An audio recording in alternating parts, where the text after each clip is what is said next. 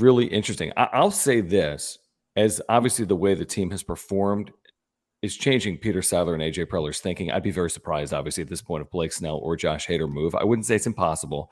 I'd be very surprised. I'd also be very surprised, Jim, if they moved a top 3 or 4 prospect in their organization to get better. That's just how I feel. Maybe I'll be proven wrong. I could see some minor moves. I think they could upgrade their bullpen. Their bench has been terrible. I think they could upgrade their bench. I wouldn't be shocked if they added a back-end starting pitcher, but I'd be surprised if they gave up something like Jackson Merrill to upgrade this 2023 team. Let me get to this real quick. Jared, thank you for your membership and your super. He says, here comes the 20-game winning streak. You can speak that into existence. They have matched their longest winning streak of the year at 3. See if they can surpass that tomorrow. Dude, if they win 20 games in a row, they'll be well set up to win the division. They'll be pretty good to not only win the division, but be one of the hottest teams. I mean, obviously the hottest team in baseball. Well, they'll be in first place if they win 20 in a row because they play the Dodgers at least 4 in there, and they're only 8 games back of the Dodgers. Right. Yeah. So that would also be a franchise record if they're able to do that. JD Gaucho, thank you. He says, Padres and Cubs both going for it. Love it as a sports fan. Yeah, we saw the Cubs aren't going to move Bellinger. How could they? I think they've won 8 of 9, had an 8-game winning streak snapped, I think, today. Padres obviously are playing their best baseball of the year right now. You got a lot of buyers. If you're adding the Padres to the list of buyers and taking the Cubs off the list of sellers, you're up to like 22 buyers potentially with 36 hours to go, something like that. Yeah, the thing is, maybe they just stand pat. Like maybe they're like, hey, we got Robert Suarez back. He was the piece we needed in the bullpen. We have Luis Campusano and Gary Sanchez alternating as our DH. You know, we have Brett Sullivan here as a backup catcher. He's not going to play much, but like just in case. And just as long as Ha-Seong Kim's not like too injured and the injury is just like a day-to-day thing and it's not anything bad. Yep. We feel good about what we have. I mean, but okay, let's go down that path. So you're not going to sell and you feel like the team has played well, but you've seen the bench, right? Let me read the bench. What's the bench right now? It's horrible, John. The bench right now, Matthew Batten, Matt Carpenter, who Bob Melvin says needs to play against the Rockies. Dude. Alfonso Rivas and Brett Sullivan. I mean, not the greatest. And you might say, well, okay, but you got a really good, you got 6, 7 starters that are really producing. They're playing basically every single day, and that's fine. I agree with that. But you haven't been good in close games. Now, they won a 2-run game today, but they haven't been good in close games. I think the bench matters. Nick Martinez, by the way, has been super leaky and wasn't good today. So I think if you're not going to sell, I think you got to think about moderate upgrades. I think you have to. I just don't. If you're not going to sell, it's like, well, your goal then is to make the postseason. Well, can you just make the postseason by not making any moves? Maybe. I mean, maybe. I think they can get pieces without trading away a top 5 prospect in the organization. I agree with that. I agree.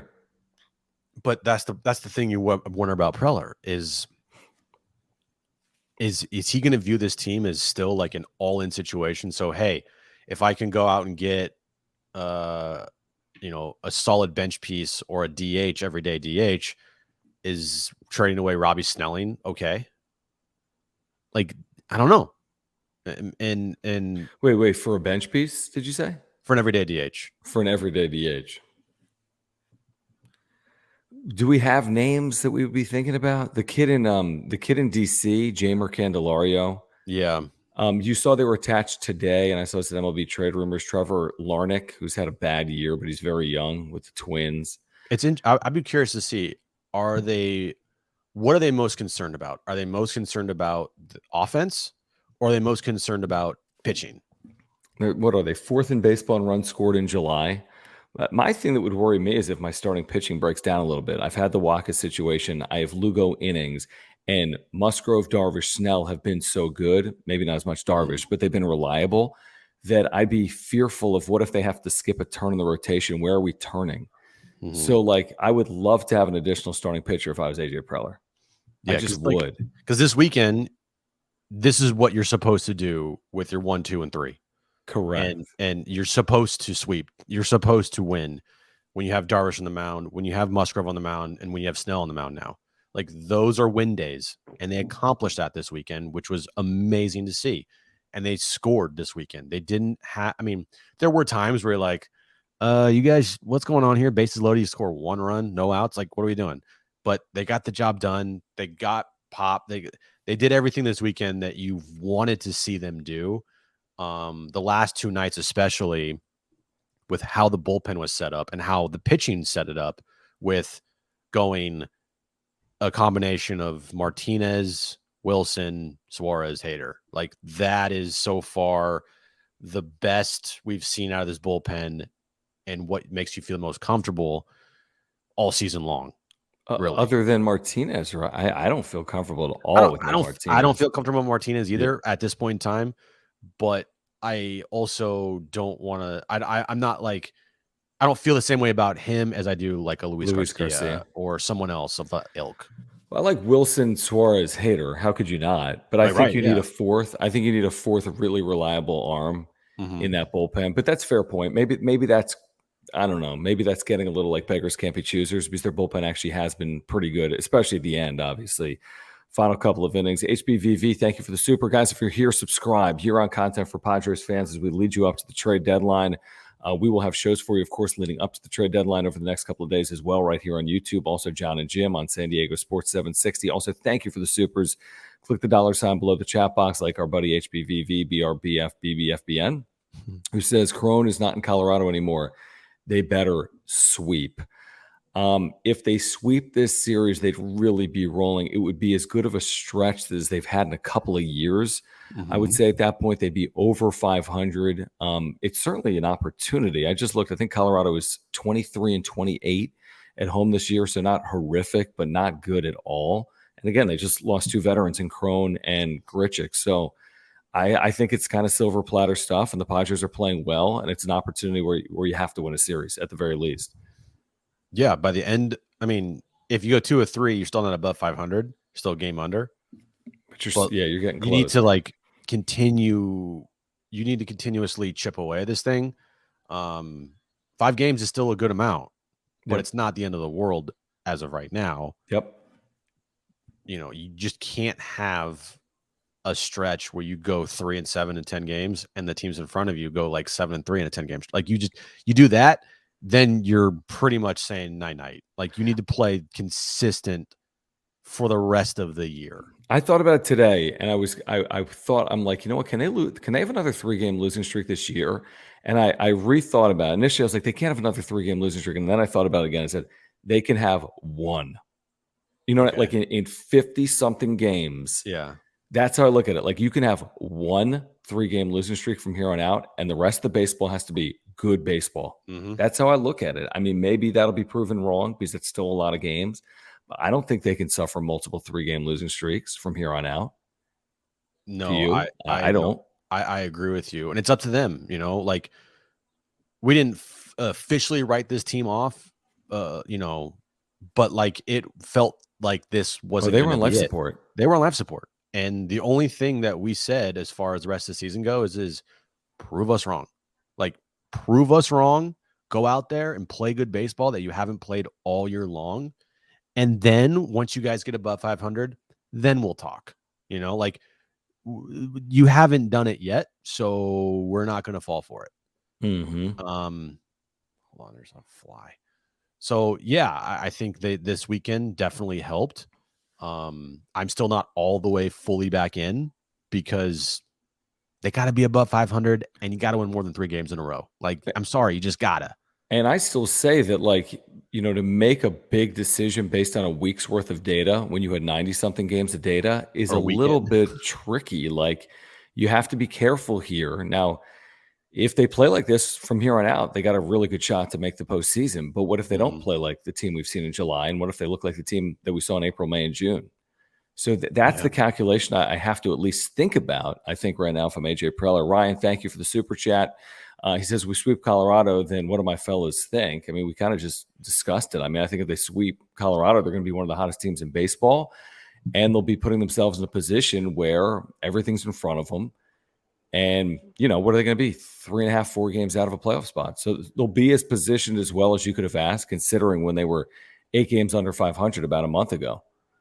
You sweep Colorado and you go back above 500, then I'm back in. Then I'm fully all in. I'm giving my trust back to the Padres. Like they will have That'll earned my last till the next 2-game losing streak right. They will have earned my trust back.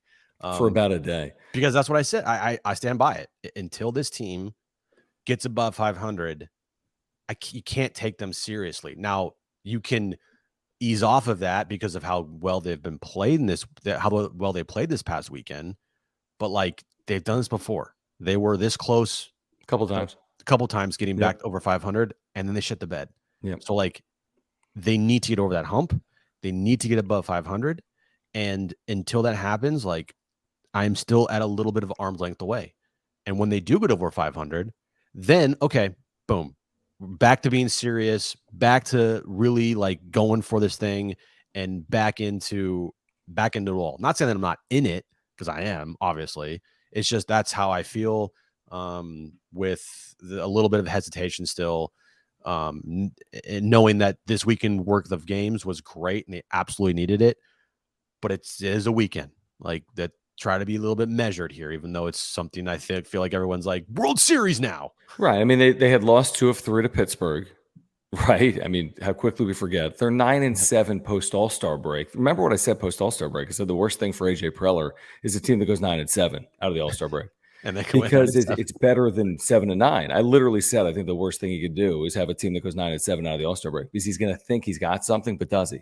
And if they lose tomorrow, then you're 9-8, and you're like, It seems better than that. It really does. They've had a very nice July, but again, they're 2 games under 500. They've won 3 of the last 4 series. James, thank you. He says, I second that 20-game winning streak. Hashtag keep the faith. It would be nice. I'll take a 6-game winning streak right now. A sweep of Colorado would go a long way. Thank you, James, for hanging out. As always, Richard, thank you for the super chat. He says, Dodger fan here. After the sweep, Padres won't sell. Okay. May make a move for DH and bench help. Enjoy your passion, and I stream your radio show at work. We appreciate that, Richard. Thank you. Thank you. Even though you're a Dodger fan. Appreciate it. Yeah, exactly. I mean, listen, I think this series coming up this weekend after the deadline is massive. Let's not kid ourselves. I mean, the difference between winning 3 of 4 and losing 3 of 4 could dictate like everything. We said that about the Phillies series out of the All-Star break, and it felt huge. And they've had it's taken a couple of weeks to dig out from that Phillies series. Dodgers are 8 games up. I mean, Dodgers are well positioned. The thing isn't fully over, but man, that series coming up next weekend, I think it's a wraparound Friday through Monday at Petco. That's gonna be bonkers, potentially. And the one thing about the Dodgers is if you look closer at the Dodgers right now, you got Mookie, I believe, is injured. Their pitching has been atrocious. I mean, their pitching has been god awful. Like their ERA as a group, it's bad. They're not invincible like they were last year. I think they're not winning 111 they're definitely beatable. The only problem is like they're still the Dodgers, and for some stupid reason they find ways, and especially against the Padres, and you got to overcome that if you want to even sniff the division, which I don't want to talk about. Yeah, I don't want to talk about the division, because even if, there's 3 teams in front of them, even if you took 3 out of 4 from the Dodgers, for example, next weekend, you're gaining 2 games, but baby steps. Get above 500 first. Yeah, just get into playoff positioning, maybe at the expense of the Dodgers. But Richard, thank you. John, thank you for your super chat as well. Guys, if you're here, subscribe. If you're here, we appreciate your support with the super chats. Click the $ below the chat box. We'll get to every single super tonight. This is the trade deadline primers. The Padres are heading for Colorado within 2 games of 500 after sweeping the Rangers. He says we should go get Carlos Hernandez from Kansas City, Kyle Finnegan from Washington, and add a DH bat, or get a starter and move Lugo to the pen. Let's roll. All right, Carlos Hernandez this year, Jim, has been very good. Sub-1 whip, 3.63 ERA. That's with the Royals. Kyle Finnegan this year has a 3.07 ERA. He's got a 1.2 whip. He has 14 saves this year for the Nationals. I'm trying to see. Finnegan is under control for years. Carlos Hernandez is under control for years. Mm-hmm. What do you think, though, about adding this bullpen piece? We've been saying the bullpen's good. I've been a little critical of Nick Martinez. Is that a priority right now to add to this bullpen heading into the deadline? Yeah. Adding to the bullpen and a bench piece. That could be a DH or play in the outfield. or in the infield. I mean, that to me, even before the year started or as we got into the year, we talked about it before this team, kind of shit itself, was like they need to get better pieces around the edges. Right. They need a better DH, obviously. And you need some bullpen help. Like that was, and maybe a starter just because of Waka and Lugo's innings. You don't have anybody behind them. Like you're not trusting Ryan Weathers with a lot of outings and a lot of innings to, rely on that. So yeah, I think a bullpen piece. Alex Verdugo is a guy that just went on the trade market, I guess, apparently, reported by members in Boston. Yeah, I saw that. I think there's other pieces out there. Like, this is going to sound stupid, but hey, Tommy Pham is a guy. Like, he's having a good year. You got old friend Brent Rooker of the A's. He's a DH guy, and he's had a great season for the A's. You could look at other pieces, and I know Jim Bowden put a primer out as well. And I was looking at some of these names, and this was like a day ago. But if you look at the position players he had, like Elaine Thomas of Washington, I think is a name that would be definitely helpful here in San Diego. Starting pitching wise, like you got Eduardo Rodriguez, the Tigers. Jack Flaherty's the Cardinals. Like they're selling off a bunch of pieces. Jordan Montgomery already got traded. Yep. But there's definitely pieces out there, and it's a seller's market. So, excuse me, it's a buyer's market with a lot of things to be sold. No, it's a seller's market. Seller's market. Sorry. It is a seller's market. Yeah, you got pieces out there that you can go out and get, and I know he loves shortstops. Like, it'd be stupid, but like Tim Anderson is another shortstop out there. Go get Tim Anderson and Tommy Pham and go win the World Series. One homie's garage, thank you. He says, who was the last player that we traded for at the deadline and made a big impact other than Soto? I don't think Soto really made a big impact last year. Now I think he is right now. To your point, okay, the last big impact player at the deadline was big impact. Mitch Moreland. No, that was huge. I mean, you're right. Preller, first of all, there hasn't been many opportunities to make like that trade for a guy that can make a huge impact, right? Didn't really do it in 2021, even though you traded for Adam Frazier and he could have made an impact and he didn't. Last year, all the trades that he made, Bell didn't really have much of an impact. Drury, not much. I'll say this: Josh Hader. There you go, Josh Hader. That's a good one. Josh Hader last year. He might have struggled to start, you think? Yeah. But his September and his October were pretty close to perfect. Other than not being used in the Phillies series, but that was not his choice. That. Oh, and Tim Hill. They Padres traded for Tim Hill too. He's been good. Yeah, nice serviceable piece for a number of years. Yeah. Not Josh Hader caliber, obviously. Right. But yeah, it's interesting. Offensive pieces, none. Other than Soto, none. Fernando Tatis Jr. was a decent deadline trade. Okay, you know what I mean, John. 17-year-old. You know what I mean. It was. No, impact you that year. Yeah, well, they've only been buyers the last 2020, 21, and 22, right? 19, 18, 17, 16, 15, they didn't buy. Right. At the deadline. Fine. Right, at the deadline. So they've been buyers the last 3 years, and we'll see what happens here on Monday or Tuesday. I mean, we are less than 48 hours out. Could happen right now. Could. I mean, I haven't been on Twitter. Does anything happen? No, because I think everyone in the chat would tell us. Probably true. But, yeah, I don't know. Is it going to be a flurry, Jim? What's your over-under? Total moves made by AJ Preller. And is it all going to come Tuesday because they're waiting for Monday's result because they want everything they can possibly have before making decisions? Are they 1 under or are they 3 under heading into the deadline on Tuesday? Do they need to know that? I wouldn't think they do. Well, I put the over under at 1.5 and I took the over. Yeah, it's going to be. Yeah, I agree. I think we'll make multiple trades. Say 2. I don't know what the pitching matchup is tomorrow, but I'm assuming it doesn't matter, and the Padres should be a favorite and a heavy favorite. Lugo Gomber. Gomber's been awful. He's got a 5.8. Lugo's got a 3.6. So they'll be, they might be close to minus 200 tomorrow in Colorado, looking Yeah. for their first 4-game winning streak since like the Reagan administration. It's been a while. It's been a minute. It's been a minute. Let me read what Dennis Lynn said, by the way, about, because we kind of buried this. He says, while league sources early Sunday evening said the Padres were still listening on Snell and Hader, there was a growing feeling around the industry that San Diego would hang on to both pending free agents through Tuesday's trade deadline. President of Baseball Operations AJ Prellers maintained high asking prices for either pitcher, and it seems safe to assume a third consecutive victory over the Rangers would not significantly lower his target. And then he goes on to say this. This is the great qualifier. It's like a conference realignment line. Yeah. But at this time of the year with this particular club, it's safe to assume next to nothing. Yeah. Dennis Lynn in The Athletic. Let me ask you this, John. If you were in charge of this team, if you were the GM right now, after this weekend, you sound like Pedro. what would you do? So if John was the GM, I didn't even GM, see this. I love this, Pedro. Thank you. It says, if John was GM, what moves would he make? You have carte blanche from Seiler to move anyone. Soto, Hader, or Snell. Great show, guys. Don't ban me.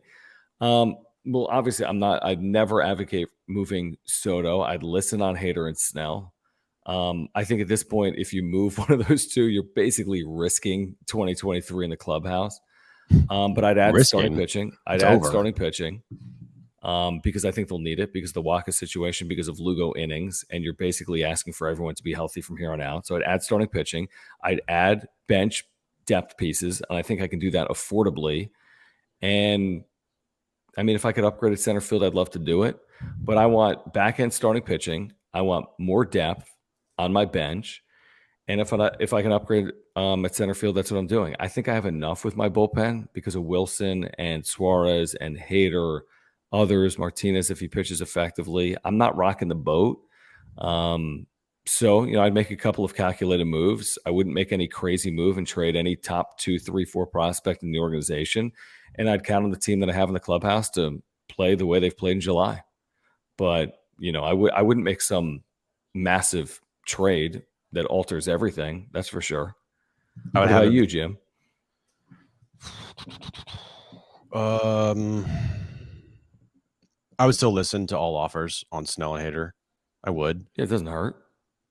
And if something blew me away, if someone offered like their first, second, and like 5th ranked prospect in their organization, and like 2 of them were top 50, I'd be like, shit. You just go punt on 2023. No, probably not. That's the hard part. It's like, it's hard to do that. That's why I said this weekend meant so much, and you're like, no, it doesn't. No, you didn't. You said their mind was already made up, and you said their mind was made up. And I said if they lost 2 out of 3, they'd sell. I said I think their mind's made up, and I said on Friday on John and Jim when you were driving back from LA that I think this series like determines a lot, and this series is going to mean a lot to them. Yeah, but you said their mind was made up, didn't you?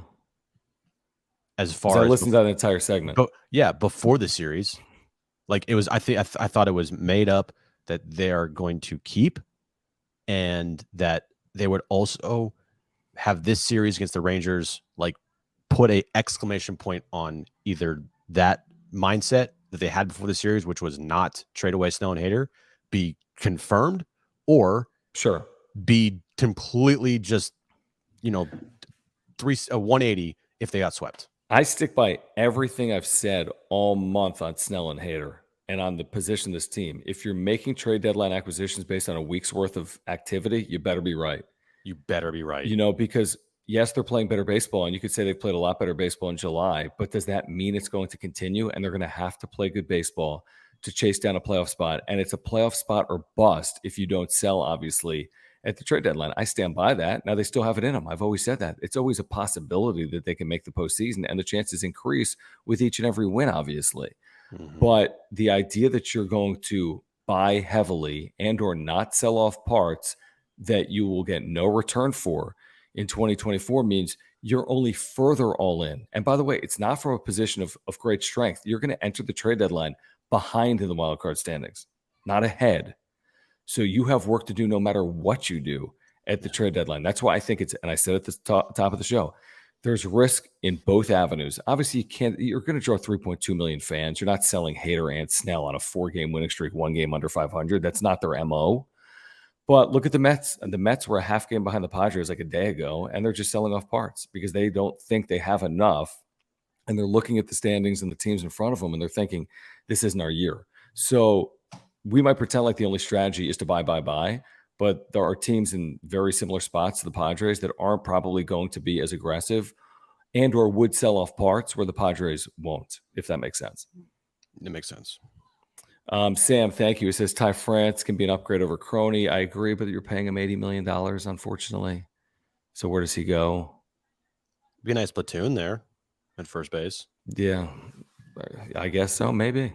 Jake's played a little better of late. Just he needs to play like a lot better. Right. I don't think he does that one. Homie's Garage, thank you. Says, does Carp survive the season? I kind of be surprised if he survived Tuesday, to be honest.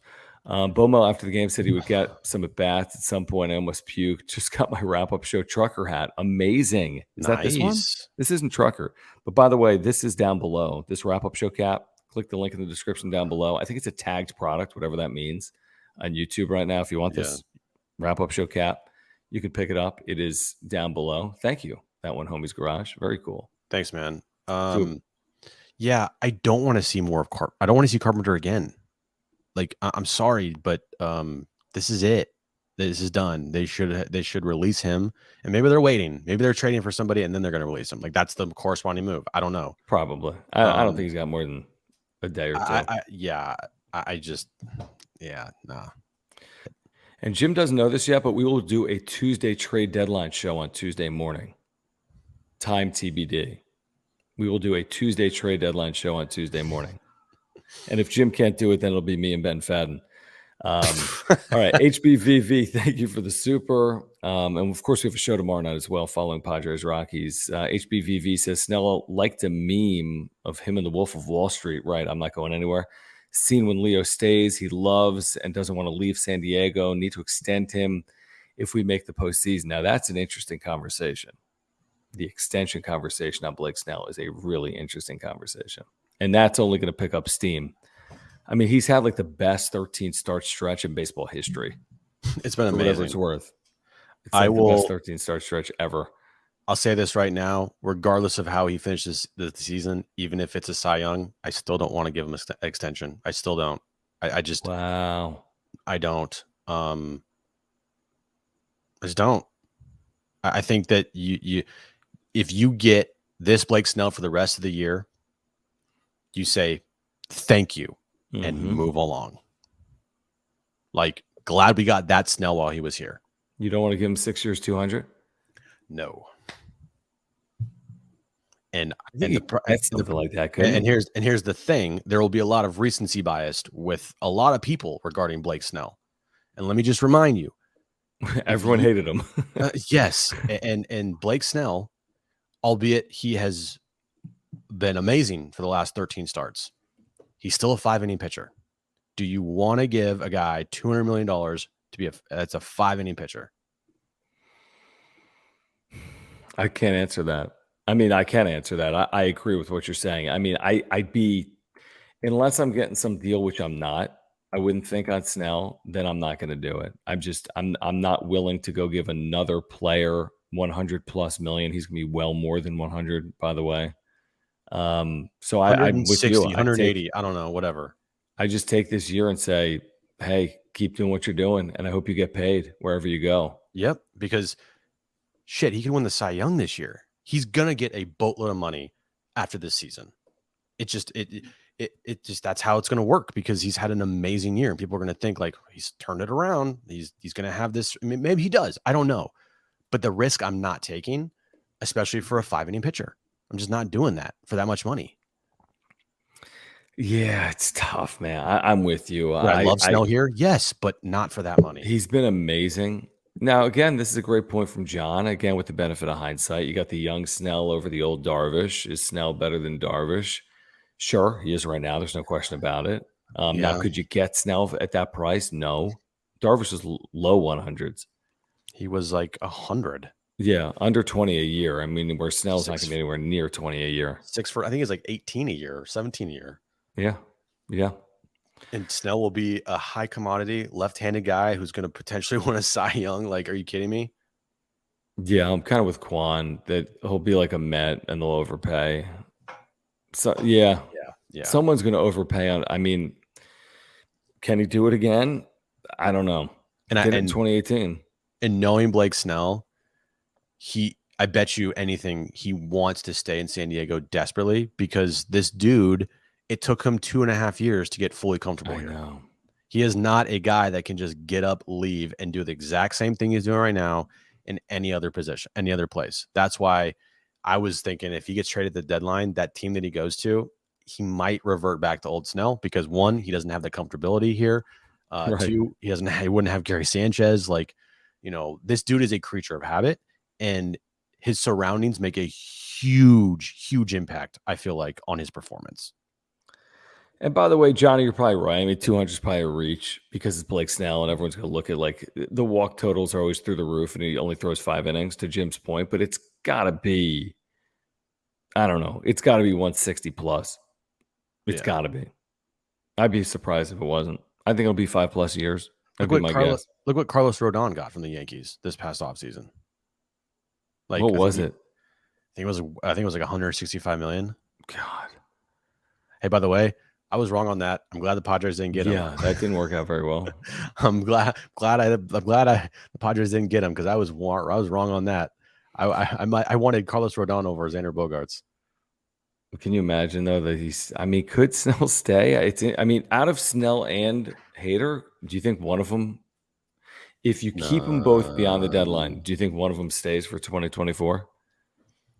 If I were to pick one of those guys that would stay, I would, not who I would want, but I would say Snell's the more likelier to stay than Hader.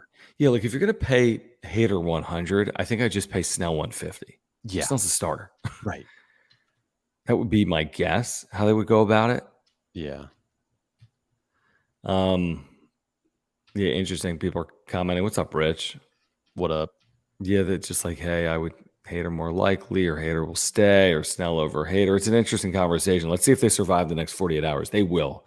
I mean, at this point, they will. Can you imagine if it's wholesale selling off at the deadline? Just all of them. No way. Lugo, Snell, Hader, all gone. There's no way. There's no way. Now, again, to your point, you know what? Maybe if they were swept this weekend by the Rangers, that changes everything. Probably would. All these games matter. And to their credit, they waited and waited and waited. Mets started selling off a few days ago, right? Rockies have been selling off. Why wouldn't they? Cardinals have been selling off. Why wouldn't they? Padres are waiting. What kind of team are they? Are they a playoff team or not? They're waiting to find out. We'll see.